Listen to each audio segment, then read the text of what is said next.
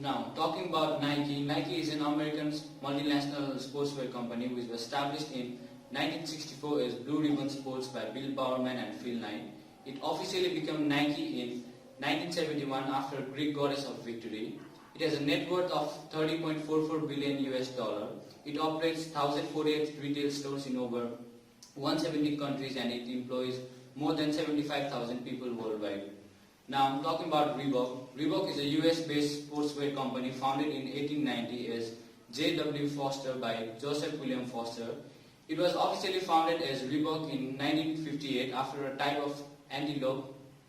It has over 5,000 employees worldwide and has a net worth of 1.2 billion US dollars. Now talking about mission and vision.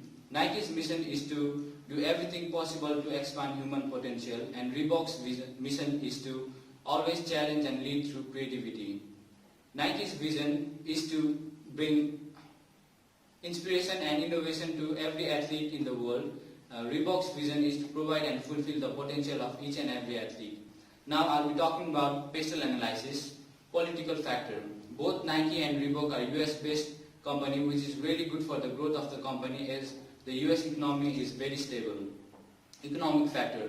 Nike is less prone to several economic factors as it is a respected name in the sportswear industry, whereas Reebok is declining economically. Social factor. Increase in health-conscious people creates a huge opportunity for both Nike and Reebok to increase their sales. Technological factor. Both Nike and Reebok is creating its sales through online business and apps. Legal factor.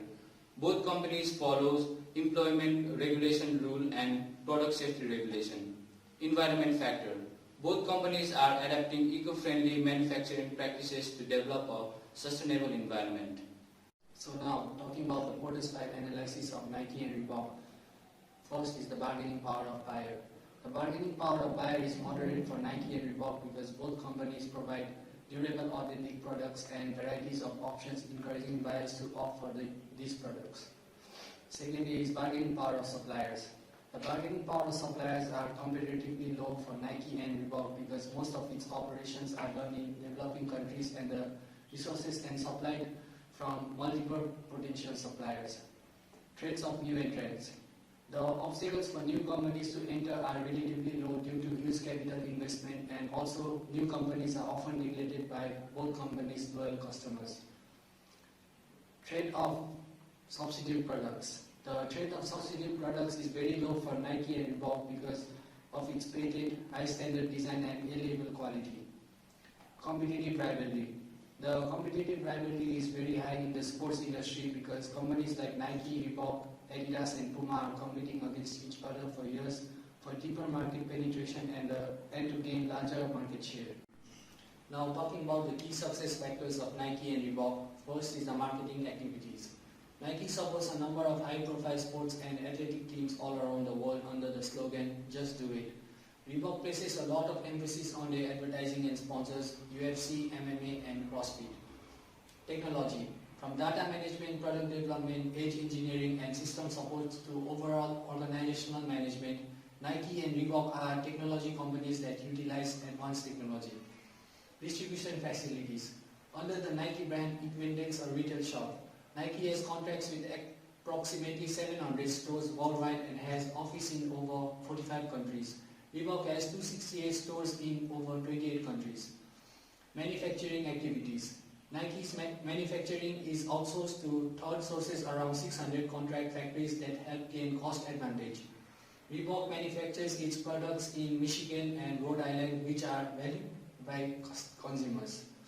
Organizational capability. The organizational capability of Nike and Reebok comprises experienced and skilled personnel that maintains the superior operations, communication and overall performance.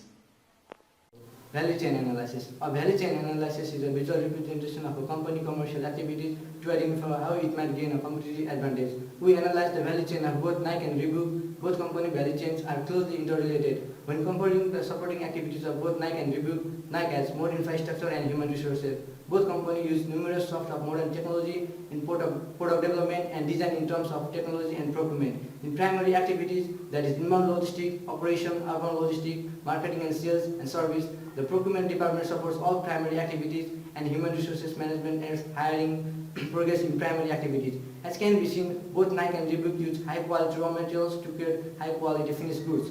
Nike markets and promotes its products and brand through using athletes such as football stars.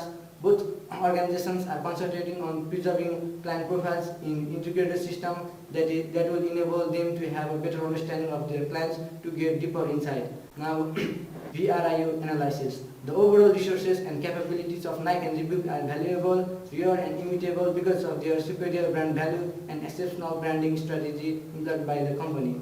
Nike supply chain functions around outsourcing, diversification and corporate social responsibility that contributes in attracting more loyal customers.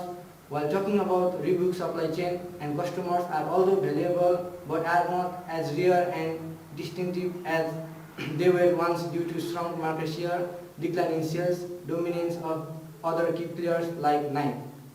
Against the 7S of Nike and Reebok. Strategy. Nike's strategy is well defined while yet being flexible and adaptive, which is to anticipate changes and make strategic modifications to stay ahead of the competition.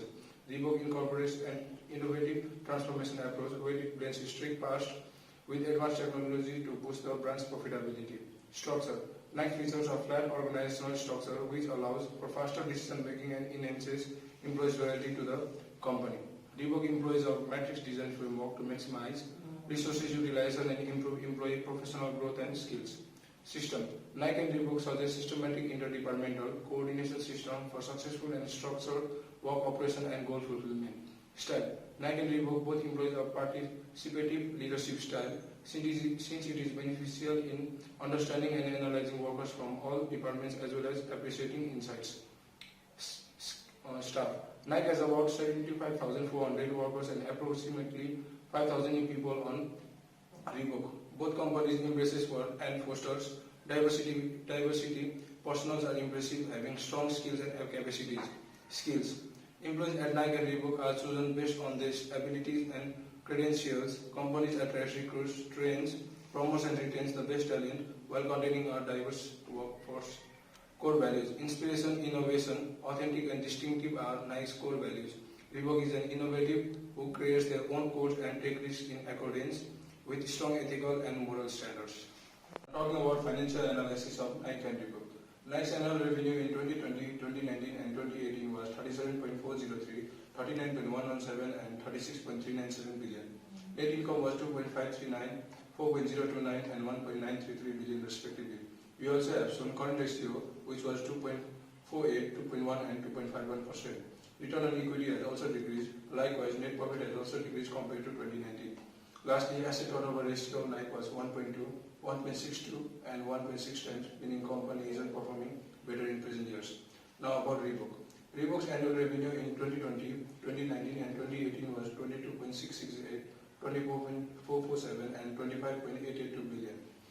Net income was 0.439, 2.213 and 2.010 billion respectively. Return on equity has also decreased. The current ratio was 1.2, 1.32 and 1.35% respectively. Net profit has also decreased compared to 2019 and 2018. Lastly, turnover ratio was 0.94, 1.14 and 1.4 times, meaning company isn't performing financially well. SWOT analysis of Nike and Reebok strength. Nike has strong brand awareness due to which market capitalization has increased to $224 billion as of February 2021, representing for around 31% of the global authentic footwear industry. Nike has low production costs as it operates in countries such as Argentina, Brazil, India, Italy and Mexico. Reebok has huge customer base as it operates in more than 28 countries with the aid of its parent company Adidas, and also its products appeal to a wide range of customers. Reebok places a lot of emphasis on their advertising and sponsoring UFC, MMA, and CrossFit. Weakness, like Nike relies on the US market for sales and revenue. In fiscal year 2020, the United States accounted for around 41% of Nike's sales, with remaining 59% coming from across the world. Nike sells 65% of its product straight to retailers. That makes Nike weak against the price structure. Whereas Reebok has low market share, may drive consumers to gravitate towards well-known and large market share brands. Due to excessive commercialization, Reebok is now classified as a mass market player that devalues the image of the company. Opportunity. Despite Nike's and Reebok presence in a number of international nations, there are still plenty of prospects for the company due to the progressive growth of emerging markets in other developed and developing countries such as India, China, and Brazil. Nike and Reebok can make excellent use of advanced technologies to improve operational efficiency and overall branding. A firm, for example, can employ modern software and automation robotics to improve product quality while still being cost-effective. Threats. Fresh rising companies and competitors remain possible concerns for both Nike and Reebok. Nike and Reebok main competitors include companies such as Puma, Anta, New Balance, and others. Fake products may have a big impact on Nike's and Reebok sales and recognition. Customers may believe that Nike and Reebok have started creating low-quality items, harming the brand's reputation. In conclusion, we have examined the brand value of Nike is comparatively better than Reebok. One of the major factors of Nike's success is consistent marketing with extended coverage into people's life every day, which Reebok couldn't. In addition to this, Nike's hugely successful slogan, "Just do it," inspire athletes to beat all the barriers, whereas Reebok, on the other hand, seems to serve human psychology that caused Reebok to remain inconsistent. Therefore, we can conclude that Reebok brand essence of extreme fitness as a lifestyle isn't convincing compared to Nike's essence of breaking all barriers.